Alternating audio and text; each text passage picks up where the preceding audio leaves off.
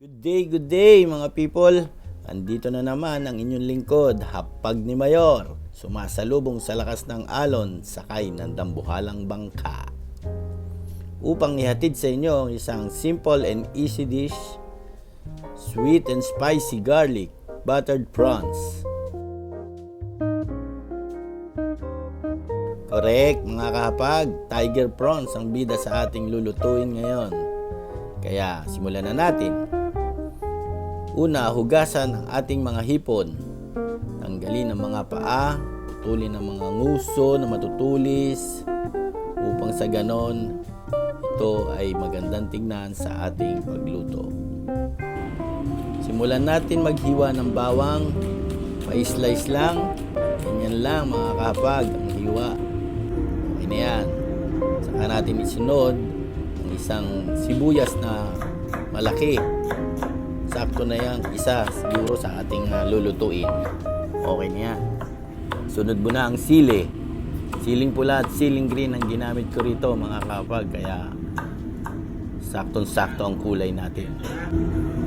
Kaya ilagay na ang kawali, buhusan ng mantika, ilagay ang mga hipon. Yan. Lutuin ng mabuti ang bawat sides, lagyan ng pagmamahal, baliktarin hanggang sila ay maging parehas na kulay sa magkabila, mamula-mula. Ayan, ready na yan. Pwede mo nang ahunin, ilagay mo sa separate bowl. Ilagay mo silang lahat dyan. Saka naman tayo maggigisa.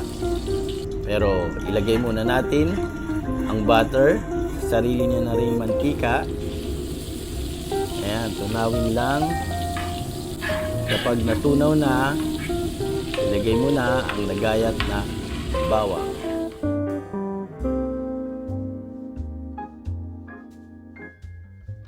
Haluin.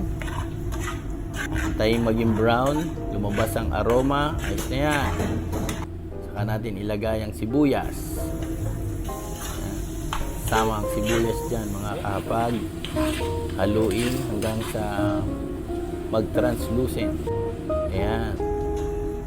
Sama na natin ang sili, yung pula at saka yung green na iniwan natin kanina.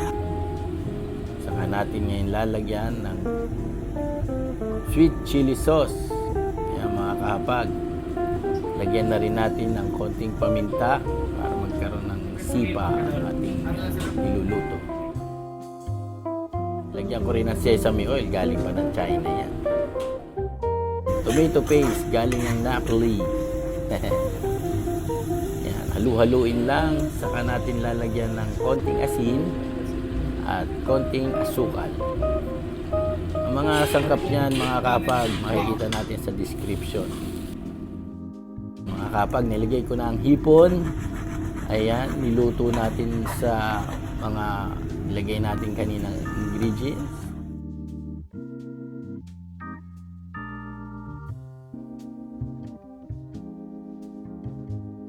Pagkaraan ng 5 minuto, ayos na yan. Luto na yan mga kapag. Kita nyo naman, ang ganda ng kulay. Fresh na fresh. Ayan mga kapag, napakaganda ng pagkakaluto. Sigurado magugustuhan ng mga kasamahan natin dito yan.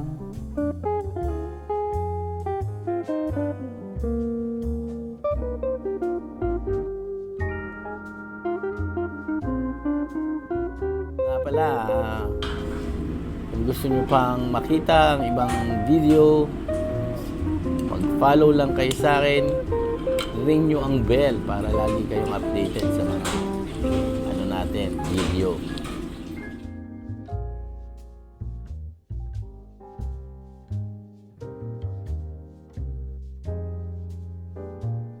Ayos na. Lagyan natin ng konting palamuti para gumanda ang itsura niya sa plato. Ika nga ay garnish. Okay na mga kapag. Matindi. Panalo.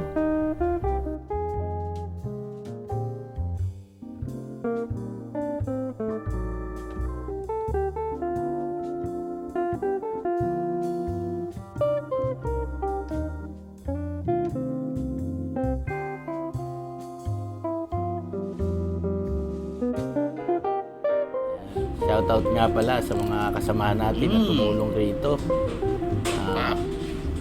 Nag-google ng oras para magawa ang isang video na to.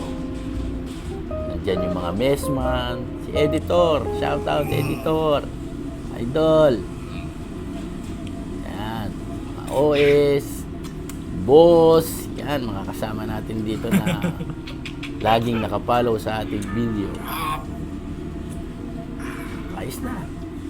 Tiki man time. Uy! Nalaglag.